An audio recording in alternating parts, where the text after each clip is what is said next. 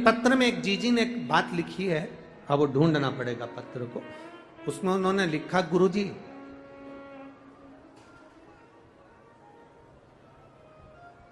मान लो हम जल चढ़ाते चढ़ाते 2-3 महीने हो गए और शंकर भगवान हमारी नहीं सुन रहे, तो हम जल किस दिशा में बैठकर चढ़ाएं या किस दिशा में खड़े होकर चढ़ाएं?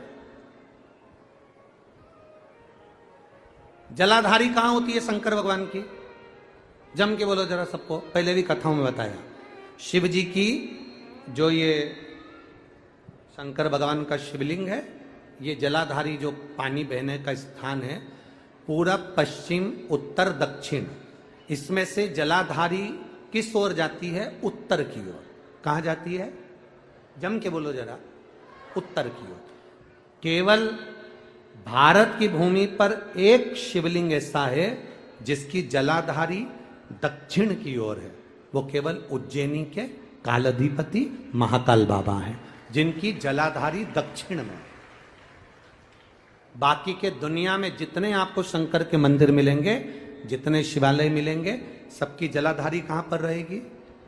जम के बोलो जरा, उत्तर में। उत्तर की ओर जलाधारी रहेगी, उत्तर में। पूरब पश्चिम में नहीं, दक्षिण में नहीं, उत्तर की ओर जलाधारी रहती है। तो बेटी ने पूछा कि गुरुदेव अगर मान लो हमें जल चढ़ाता चढ़ाता इतना दिन हो गया और बाबा नहीं सुनी रिया, तो हम कई करें? अब उसने तो, बेटी ने तो अपनी भाषा में, राजगढ़ की भाषा में लिख दिया कि हम काई करें। अब तुम बताओ। तो मेरा उस बेटी से निवेदन है, तुम काई मत करो, बस इतना करो कि उत्तर की ओर जो जलाधारी होती है ना, प्रत्येक मंदिर में, ऐसा कोई शिव मंदिर नहीं होगा जिसमें उत्तर की ओर जलाधारी नहीं हो। सब मंदिर में उत्तर की जलाधारी रहती, केवल एक कालाधिपति महाकाल राजा की दक्षिण में, बाकी के सब की उत्तर में। तो अगर बाबा नहीं सुन रहे हैं तो बेलपत्री एक अशोक सुंदरी वाली जगह पर चढ़ाकर, दूसरी बेलपत्री बाबा देवादिदेव महादेव को, ये डंडी का मुख अशोक सुंदरी के यहां चढ़ाओ तो उत्तर की ओर। ये जो आप बेलपत्र चढ़ाओगे शिवलिंग के ऊपर, इसकी डंडी का मुख भी उत्तर की ओर। और तुम जब बैठो तो दक्षिण में बैठना। कहां पर बैठना? यहां बैठोगे तो यहां से जो पानी बह रहा है, आप कहां बैठोगे? जैसे ये पानी यहां बह रहा है तो तुम्हें कहां बैठना है? इसके इधर। ना तुम्हें इधर बैठना है ना तुम्हें उधर बैठना। कहां बैठोगे? दक्षिण में। दक्षिण में बैठोगे तो तुम्हारा मुख कहां हो गया? जम के बोलो, जम के उत्तर में। तो तुम जब यहां बैठोगे तो ये जो जलाधारी है जहां से पानी बहकर जा रहा है, यहां बैठोगे। और जब आप जल समर्पित करोगे, जल चढ़ाते चढ़ाते एक बार थोड़ा सा आगे बढ़कर जल की धार को अशोक सुंदरी तक लेकर जाना। ये लगभग तुम 2 या 3 महीना कर कर देखो, मेरा बाबा तुम्हारा हाथ जरूर पकड़ेगा, निश्चित है। वो बल उस स्थान से प्राप्त होगा, वो स्थान, क्योंकि प्रत्येक जो जलाधारी होती है वो उत्तर की ओर होती है, प्रत्येक जलाधारी।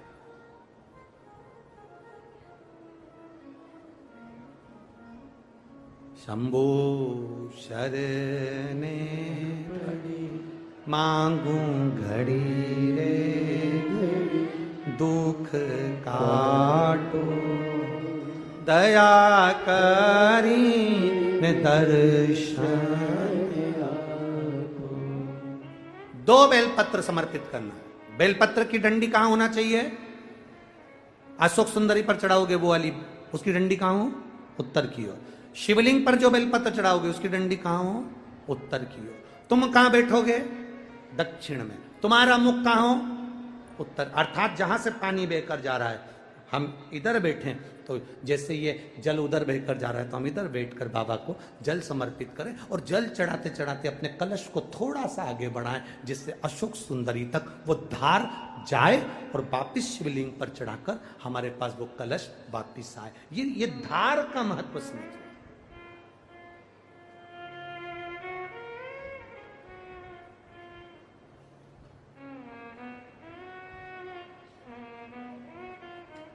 एक बार ये कथा हमने कह दी एक जगह पर, तो किसी व्यक्ति ने पूछा, गुरुजी ऐसा भी होता है कि जल चढ़ाने का भी नियम होता है, यहाँ चढ़ाओ वहां चढ़ाओ? हमने कहा देखो, एक व्यक्ति वो होता है जो नौकरी में रहता है, नौकरी में रहता है, बैंक में नौकरी कर रहा है, पुलिस में नौकरी कर रहा है, सरकारी नौकरी कर रहा है, स्कूल में नौकरी कर रहा है, तो वो व्यक्ति की जब तक नौकरी रहती है वो कुर्सी पर बैठता है, सिग्नेचर करता है, तो उसकी बात मानना पड़ती, क्योंकि उसका सिग्नेचर हो गया। और वही व्यक्ति जब रिटायर हो जाता है और रिटायर होने के बाद अपनी कुर्सी पर आके बैठ के सिग्नेचर कर दे, तो उसका सिग्नेचर मायना रखाएगा?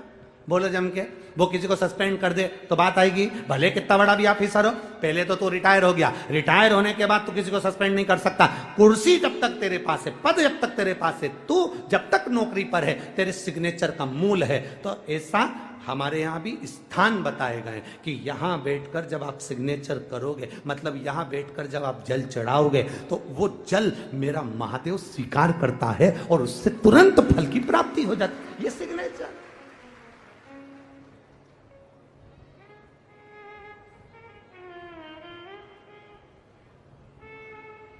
आप उस स्थान की मूलता को जानें।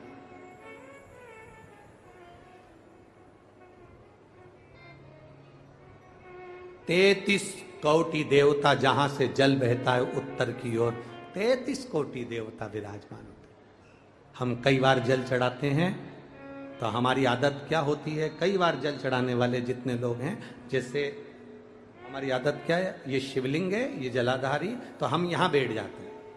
कहाँ बैठते हैं? यहाँ बैठ गए, यहाँ बैठ के हमने जल चढ़ाया। तुम्हें लगता है ना शंकर जी हमारे सामने होना चाहिए, तो हमने यहाँ बैठ के जल चढ़ा दिया। जल चढ़ाया, अब आप चढ़ा तो रहे हो, ठीक है, पर स्थान की मूलता, यहाँ जो कुर्सी है, यहाँ जो स्थान है, उस पर बैठकर कोई प्रधानमंत्री, मुख्यमंत्री, आदि अध्यक्ष, उपाध्यक्ष, विधायक आदि, इसकी जो कुर्सी होती है, कुर्सी साधारण स्थान की मूलता है कि तुम बैठे कहाँ हो। जल चढ़ाते समय, तुम बाबा से कहते समय, तुम्हारी भाव कहां पर है, किस स्थान पर बैठकर आप क्या कह रहे हो। एक व्यक्ति चौराहे पर खड़ा होकर खूब भाषण दे, खूब के, लोग उसकी बात मानेंगे क्या? जम के बोलो जरा, नहीं।